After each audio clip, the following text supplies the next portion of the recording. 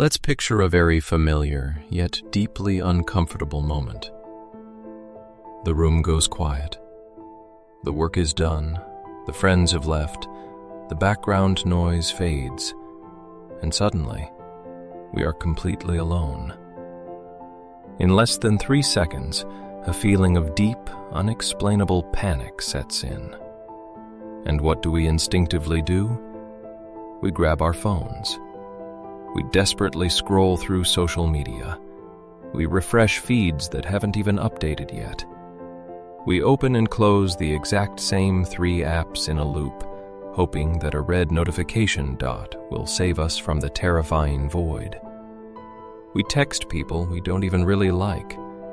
We turn on a podcast we aren't listening to, or we let a show play in the background just to create some artificial noise. Why are we so absolutely terrified of our own company? We have created a culture where silence is treated like a disease. We believe that any company, any notification, any meaningless interaction is automatically better than being left alone with ourselves. It is a full-blown addiction to distraction. Today, we are going to expose the exhausting illusion of constant connection. We are going to explore why we constantly run away into empty contacts, and how we can finally stop being afraid of the most important person in our lives. To escape this terrifying silence, we often make devastating compromises.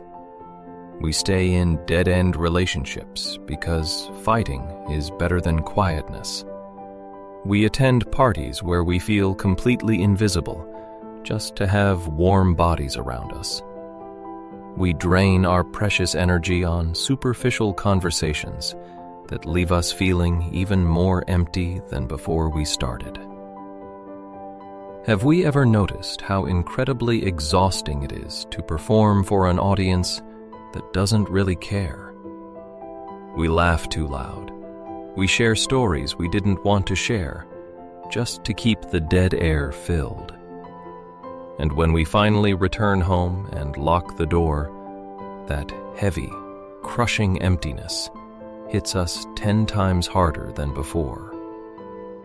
Here is the brutal truth we try to ignore. Surrounding ourselves with the wrong people does not cure loneliness. It actively multiplies it. We are stuffing ourselves with the emotional equivalent of fast food. A notification or a meaningless chat gives us a cheap 5-second hit of dopamine. It makes us feel full for a brief moment, but it leaves us deeply malnourished. We are not actually seeking genuine connection. We are just seeking a distraction. We use other people as human shields to protect us from our own thoughts. It is time to draw a massive, bold line between 2 entirely different concepts: loneliness and solitude. Society often uses these words interchangeably, but inside the mind, they are exact opposites. Loneliness is a state of poverty. It is a feeling of lack. It is the painful, desperate hunger for someone to come and fix our internal emptiness. When we are lonely, we feel like a half of a whole, desperately searching for someone else to complete the puzzle. We are willing to lower our standards just to feel a pulse next to us. Solitude, on the other hand, is a state of profound wealth. It is the quiet, powerful realization that we are already whole. Solitude is not an absence of people. It is the presence of ourselves.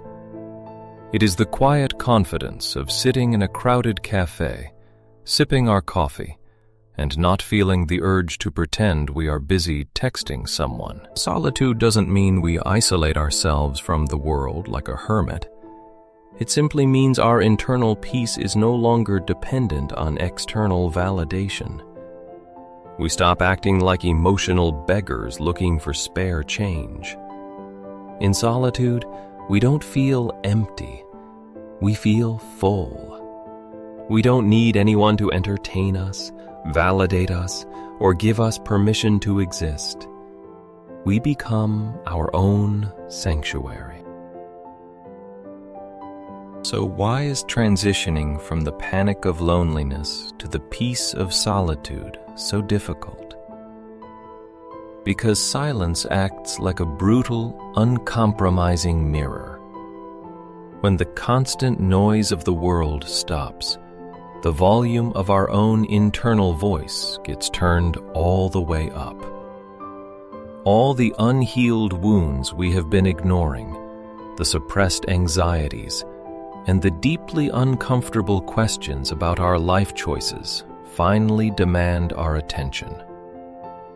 Every time we put headphones in just to walk down the street, we are actively escaping our own narrative.